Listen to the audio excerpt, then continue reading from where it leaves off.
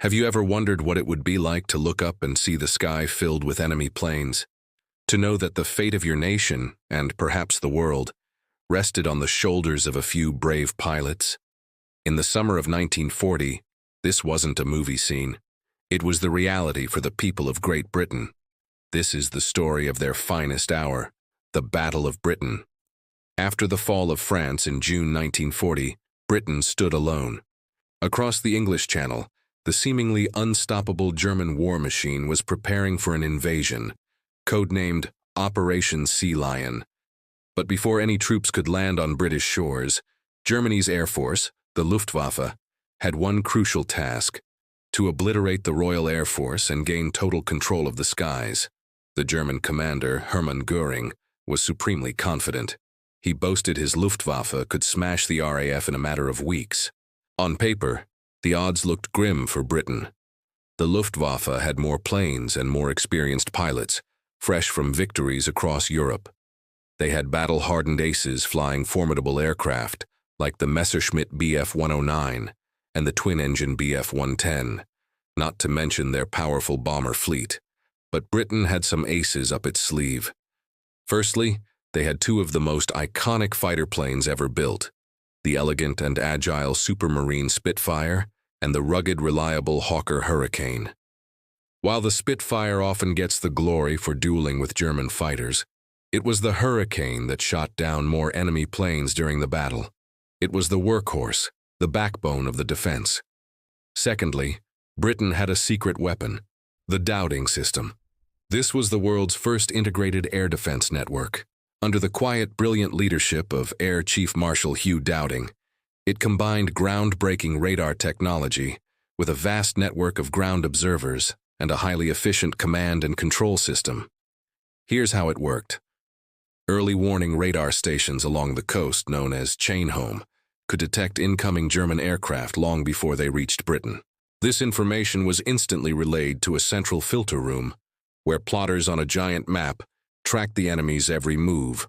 From there, commanders in the sector operations rooms could precisely scramble their fighter squadrons, directing them to the perfect position and altitude to intercept the attackers. It was a revolutionary system that turned the entire country into a coordinated defensive weapon, saving precious fuel and preventing pilots from flying blind patrols. It meant that the RAF, though outnumbered, could always be in the right place at the right time. The battle officially began in July 1940. The first phase saw the Luftwaffe targeting coastal shipping and ports in the English Channel.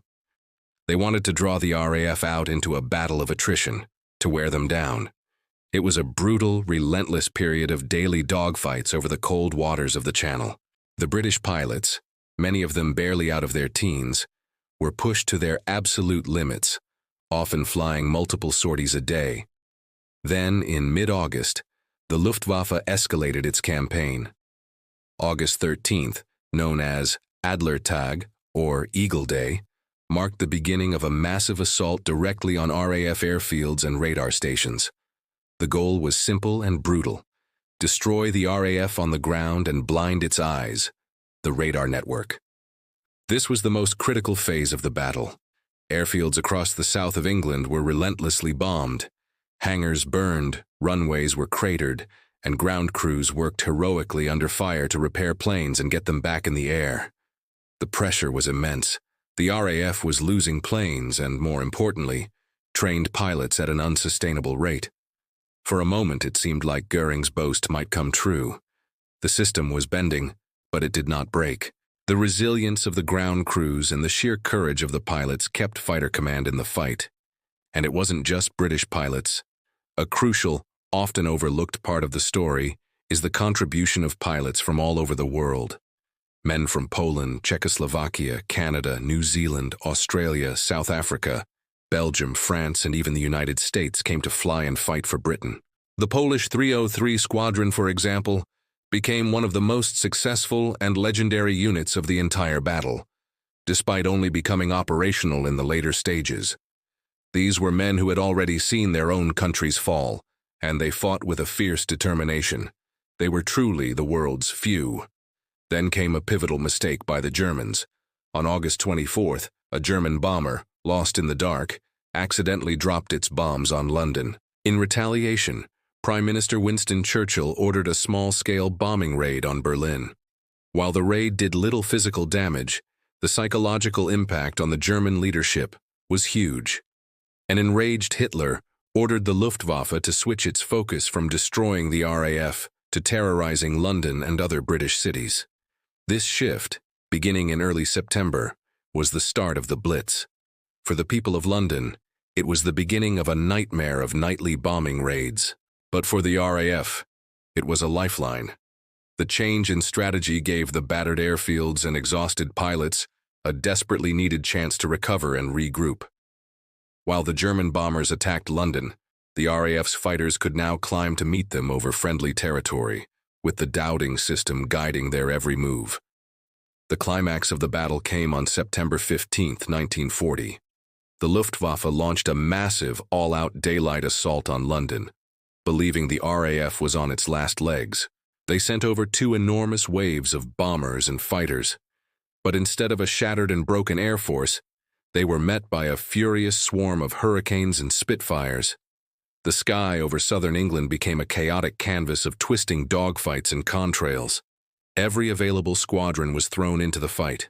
That day, the RAF decisively defeated the German attack, inflicting heavy and unsustainable losses on the Luftwaffe. It was a stunning blow to German morale, and proved to Göring and Hitler that the RAF was far from defeated. Control of the air was not, and would not be, theirs. 2 days later, Hitler quietly postponed Operation Sea Lion indefinitely. The threat of invasion had been thwarted. The Battle of Britain was the first major defeat for Germany in World War II, and it was a battle fought entirely in the air. It showed the world that the Nazi war machine was not invincible. It secured Britain as a base from which the Allies would eventually launch the liberation of Europe. The victory came at a great cost. Over 500 RAF pilots lost their lives, alongside thousands of civilians on the ground. But their sacrifice saved a nation. Winston Churchill, in one of his most famous speeches, perfectly captured the debt owed to these brave airmen. Never in the field of human conflict was so much owed by so many to so few. The Battle of Britain isn't just a story of planes and tactics. It's a testament to courage, innovation, and the unbreakable spirit of a people who refused to surrender when they stood alone. Thank you so much for watching. If you found this story as inspiring as I do, please hit that like button and consider subscribing for more journeys into history. We'd love to have you as part of our community. See you in the next video.